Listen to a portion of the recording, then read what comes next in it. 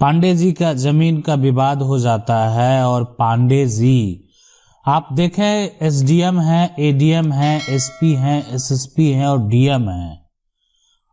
कहाँ जाना चाहिए, क्या करना चाहिए और इसके लिए क्या उपाय है? देखें सीधी सी बात है, कोई भी व्यक्ति हो, आज पांडे जी परेशान है, कल को कोई और परेशान हो सकता है। विवाद किसी पड़ोसी से हो सकता है, विवाद किसी परिवार का सदस्य, कोई अपना भाई है उससे हो सकता है, विवाद अगर मान लेते हैं चाचा उनसे हो सकता है, या कोई अन्य जो व्यक्ति है ना, जो उनके साथ धोखा किया है उनके साथ विवाद हो सकता है। विवाद जमीन का है, पांडे जी का जमीन को गलत तरीके से बेच लिया गया है। अब है कि बेच तो लिया गया जमीन को, अब पांडे जी को कहाँ जाना चाहिए?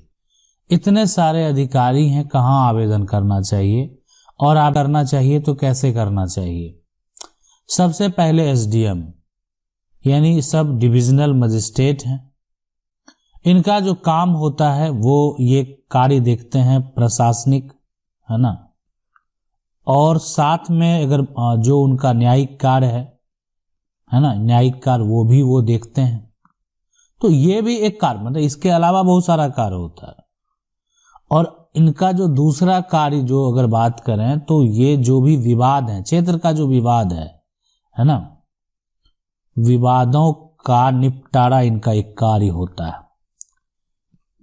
और तीसरा जो कार्य होता है ये राजस्व मामलों का कार्य, तो यानी जमीन से संबंधित, है ना, कोई भी अगर मामला है राजस्व मामलों का जो है, किसी का कोई जमीन का हिस्सा ले लिया, किसी को कोई रास्ता नहीं दे रहा है, किसी का कोई जो है एक तरह से गलत है, किसी का कोई जो है एक तरह से गलत तरीके से जमीन बेच लिया, तो इस मामले को देखना, उस पर जजमेंट देना। देखें जजमेंट अगर कोई फैसला दिया जाता है, जब भी किसी प्रकार का जजमेंट होता है तो उस व्यक्ति के पास एक ऑप्शन होता है कि आप अगर उस फैसले से संतुष्ट नहीं है तो आप अपने से ऊपरी अदालत जा सकते हैं। लेकिन एक अंतिम निर्णय भी होता है उसके बाद, यानी एक बार अगर वो अंतिम निर्णय हो गया तो वो उसके बाद आप उसको बदल नहीं सकते हैं। एक बार वो अंतिम निर्णय हो गया तो दोबारा उसी विवाद को लेकर आप किसी भी कोर्ट में केस फाइल नहीं कर सकते। यानी एक बार जब फैसला हो गया तो वो मान्य होगा। लेकिन आपके पास ऑप्शन रहता है कि अगर एसडीएम कोर्ट से आपका फैसला आया और आप उसको और देते हैं, आप उसको एक्सेप्ट नहीं करते हैं, तो आप उसके ऊपरी अदालत जा सकते हैं। अब है एडिशनल डिस्ट्रिक्ट मजिस्ट्रेट जो है। अब देखें यहाँ पर इनका जो कार्य होता है, जैसे जो डिस्ट्रिक्ट मजिस्ट्रेट हैं, तो डिस्ट्रिक्ट मजिस्ट्रेट का जो कार्य होता है वो क्या होता है? तो देखें सबसे पहले इसको समझते हैं। जो डीएम जो है, डीएम जिले का जो है, जो जिला होता है ना, उस जिले का सर्वोच्च कार्यकारी मजिस्ट्रेट अधिकारी है ना, मजिस्ट्रेट जो है अधिकारी है। तो अभी इनके पास जो जिम्मेदारी है, जिले में पूरा प्रशासनिक व्यवस्था अगर मान लेते हैं दुरुस्त नहीं है तो उसको दुरुस्त रखने का, और साथ में उनका जो कानूनी व्यवस्था है ना, कानूनी व्यवस्था है, उनको भी जो है वो सही ढंग से बनाए रखना है।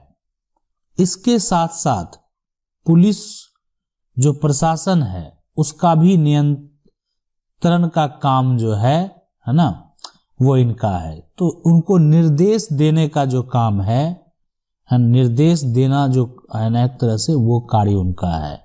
और साथ साथ अगर किसी भी प्रकार का कोई विवाद होता है तो उस विवाद का हल निकालना भी उनका कार्य है। तो आप कहेंगे ठीक है, प्रशासनिक जो है कार्य, विवादों का निपटारा और साथ में इतने जो राजस्व के कार्य हैं वो एसडीएम भी तो कर रहे थे।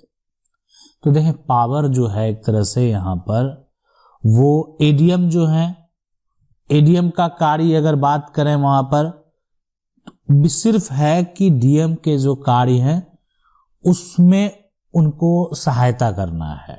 मतलब एक कुछ ऐसा कार्य जो है अलग डिवाइड कर दिया गया जो कि एडीएम को सौंप दिया जाता है ना, और जो भी अतिरिक्त कार्य है वो देखते हैं। अब आपके मन में ये सवाल तो जरूर होगा कि डीएम भी कार्य देखते हैं, एसडीएम भी देखते हैं। तो देखें, बिल्कुल, तो डीएम का जो कार्य होता है वो पूरा जिले का होता है, लेकिन एसडीएम का जो कार्य होता है तो जिले के जो उपखंड हैं, अनुमंडल हैं, है ना, उनका काम जो है वो देखते हैं।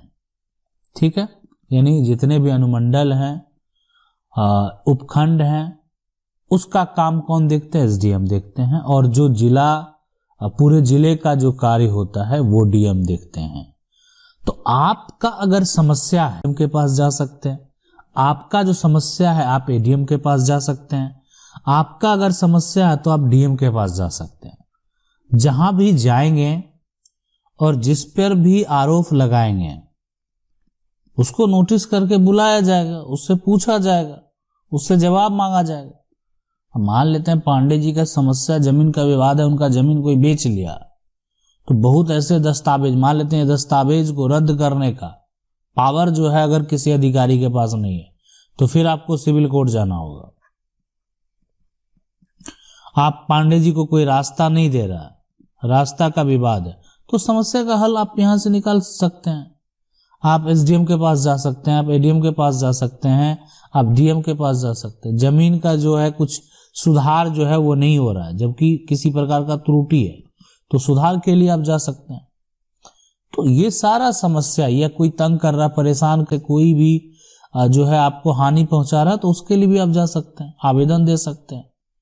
कोई व्यक्ति पे अगर आप आरोप लगा रहे हैं तो उस व्यक्ति को नोटिस किया जाएगा, उसको पूछा जाएगा, उससे जवाब मांगा जाएगा।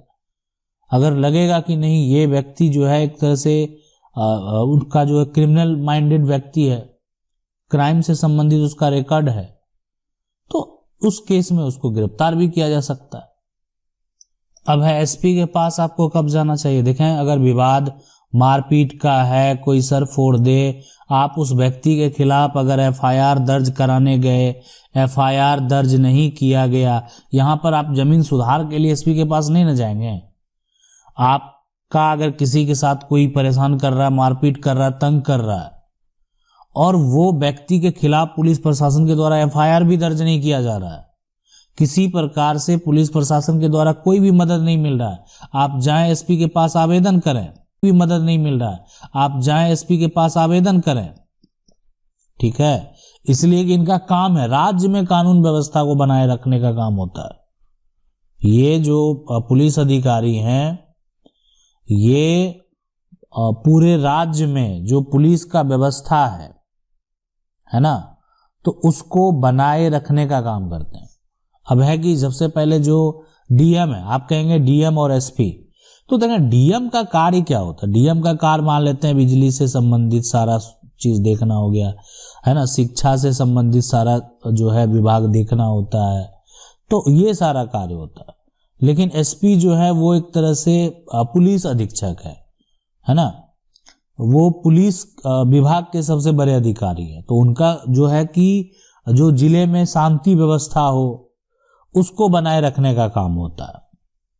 अब सवाल होता है कि एसएसपी के पास क्या आप जा सकते हो? अगर आपका समस्या का हल नहीं होगा तो लोग मुख्यमंत्री के पास जाते हैं, है ना, लोग सुप्रीम कोर्ट जाते हैं, लोग प्रधानमंत्री को भी पत्र लिखते हैं, लोग राष्ट्रपति को भी अपना आवेदन देते हैं, और ये सारा प्रक्रिया अब ऑनलाइन होता है। आपको नहीं पता तो कभी हम बताएंगे कि आखिर क्या करना होता है। अब ये जो एसएसपी का काम होता है ना, तो ये अगर बात करें तो ये होते हैं वरिष्ठ, है ना, वरिष्ठ पुलिस अधीक्षक। अब इनका जो पूरा कार्य होता है, एसएसपी का जो पूरा कार्य होता है ना, ये पूरे जिले में शांति व्यवस्था बनाए रखने, पूरे जिले का कंट्रोलिंग इनके पास है। अगर मान लेते हैं किसी प्रकार का कोई अपराध हो रहा है तो उसको रोकने का काम, अपराध को ना रोकने का पूरा काम जो है वो एसएसपी का है। अब ये ऐसा थोड़ी है, वो उनको वो मैनेज करना है, उस पे कार्य करना है। और हम बात करें कि भारत जो देश है ना, देश के प्रत्येक जिले में जितने भी जिले हैं, और ये भारत सरकार के द्वारा एक अधिकारी जो है वो नियुक्त किया जाता है। तो यानी जितने जिले हैं सभी जिले में जो अधिकारी दिए जाते हैं वो भारत सरकार के द्वारा दिए जाते हैं, ताकि पूरे देश में शांति व्यवस्था कायम हो। अगर कोई अपराध करता है तो उसको सजा मिले, अपराध करने के बाद जिसके लिए जो जगह जहां बनाए गए हैं वो जगह वहां पहुंच जाए। यानी अगर कोई व्यक्ति किसी को परेशान करता है, तंग करता है, उसके साथ मारपीट करता है, और अगर उसका आरोप जो है उस पे लगाए गए आरोप अगर सही साबित होते हैं तो उसको सजा भी हो सकती है। तो इस प्रकार से यानी आप अपना समस्या का हल पा सकते हैं। लेकिन अगर मान लेते हैं कि आपका समस्या इससे अलग है, पुराना है, जटिल है, तो उस केस में आप सिविल कोर्ट का आपको सहारा लेना ही पड़ेगा। इसलिए बहुत ऐसे मामले हैं जो जिनमें सिविल कोर्ट को ही पावर है कि उस मामले का सुनवाई करना और उस पर एक्शन लेना। आशा करते हैं वीडियो अच्छा लगा होगा। वीडियो को लाइक जरूर कर दें। चैनल को पहली बार देख रहे हैं सब्सक्राइब करके जो बेल आइकन है उसको जरूर दबा लें। मिलते हैं अगले वीडियो में, तब तक के लिए जय हिंद।